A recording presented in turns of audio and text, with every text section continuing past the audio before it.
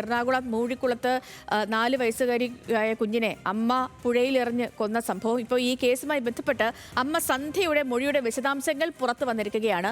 മകളുമൊത്ത് ആലുവ പുഴയിൽ ചാടി ആത്മഹത്യ ചെയ്യാൻ തന്നെയായിരുന്നു പദ്ധതിയെന്ന് സന്ധ്യ പോലീസിനോട് പറഞ്ഞു. മകനെയും അപായപ്പെടുത്താൻ ശ്രമിച്ചിരുന്നു. കുറച്ച് നാളുകളായി ഭർത്താവിന്റെ വീട്ടിൽ കടുത്ത ഒറ്റപ്പെടലെന്നും സന്ധ്യ പറയുന്നു. സന്ധ്യ കസ്റ്റഡിയിൽ വാങ്ങാൻ പോലീസ് നീക്കമുണ്ട്. ഇതുമായി ബന്ധപ്പെട്ട് നമുക്ക് സഹിൻ ആന്റണിയോട് ചോദിക്കാം. Sahin, good morning.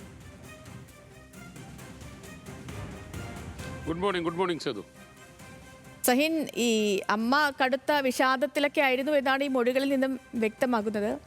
എന്താണ് ഈ പുറത്ത് അമ്മയുടെ മൊഴികളിൽ നിന്നും നമുക്ക് മനസ്സിലാവുന്ന കാര്യം, ഒപ്പം പോലീസ് നടപടി?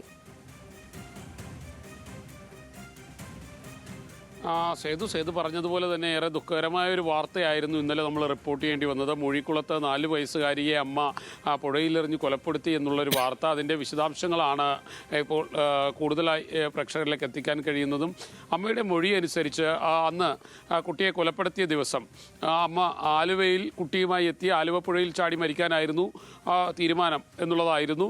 പക്ഷേ ആലുവ പുഴയുടെ പരിസരത്ത് ശിവക്ഷേത്രത്തിന് സമീപത്ത് കിടന്ന് ഇവർ അങ്ങോട്ടും ഇങ്ങോട്ടും നടക്കുന്നത് കണ്ടപ്പോൾ അവിടെ ഉണ്ടായിരുന്ന ഓട്ടോ ഡ്രൈവർമാരടക്കമുള്ള ആളുകളെത്തി കാര്യങ്ങൾ തിരക്കുകയായിരുന്നു. ഇതോടുകൂടി അവരവിടെ നിന്ന് പോയി എന്നാണ് മറുപടി കൊടുത്തിരിക്കുന്നത്. കാരണം ആളുകൾക്ക് സംശയം തോന്നിയതുകൊണ്ട് തന്നെ പദ്ധതി നടപ്പിലാകില്ല എന്ന് അറിഞ്ഞ് മടങ്ങിപ്പോവുകയായിരുന്നു. പിന്നീടാണ് മൂഴിക്കുളത്തേക്ക് പോയത്.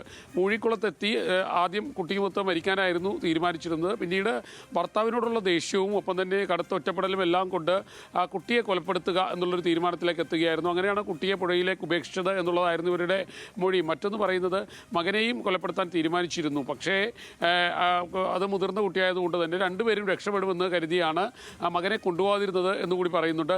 മാത്രമല്ല, ഈ കുട്ടികൾക്ക് ഇവരുടെ മൊഴി അനുസരിച്ച് കുട്ടികൾ എല്ലാ കാര്യവും ഭർത്താവിനോടും ഭർത്താവിൻ്റെ വീട്ടുകാരോടും പറഞ്ഞു കൊടുക്കും. അതൊക്കെ സന്ധ്യയെ ഭയങ്കരമായി അസ്വസ്ഥപ്പെടുത്തിയിരുന്നു, ഒറ്റപ്പെടുത്തിയിരുന്നു, ഒറ്റപ്പെടലിന് കാരണമായിരുന്നു എന്നുള്ളതാണ് സന്ധ്യയുടെ മൊഴി. ഭർത്താവിനോട് കടുത്ത